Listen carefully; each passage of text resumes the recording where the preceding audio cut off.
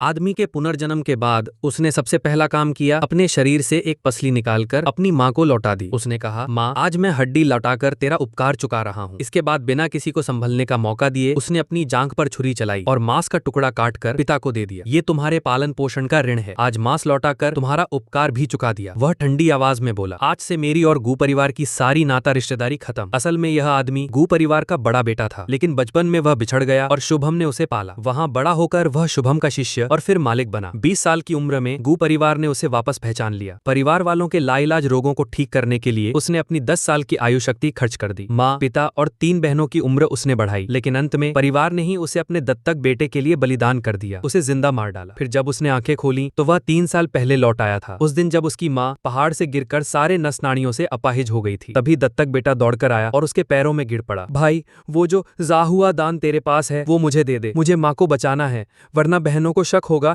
कि यह सब तू करता रहा है। उन्होंने तो हमेशा मुझे ही श्रेय दिया है। आदमी ने उसकी ओर ठंडी नजरों से देखा। पिछली जिंदगी की कमजोरी अब नहीं थी। उसने दत्तक बेटे की धुनाई कर दी। उसकी चीख सुनकर बहनें भागकर आ गईं। अपना प्रिय भाई पिटते देख बहनों ने गुस्से में बोतल उठाकर आदमी पर फेंकी, लेकिन वह बच गया और बोतल सीधा दत्तक बेटे के सिर पर लगी। बहनों ने देखा तो और भी भड़क गईं। तो इतना संकीर्ण है। अगर याओनजी ने सालों तक अपनी आयु शक्ति न दी होती तो हमारा परिवार कब का खत्म हो जाता। और तू कृतघ्न निकला। ऐसे जहरीले इंसान को गू परिवार में जगह नहीं मिलनी चाहिए। आदमी चुप रहा।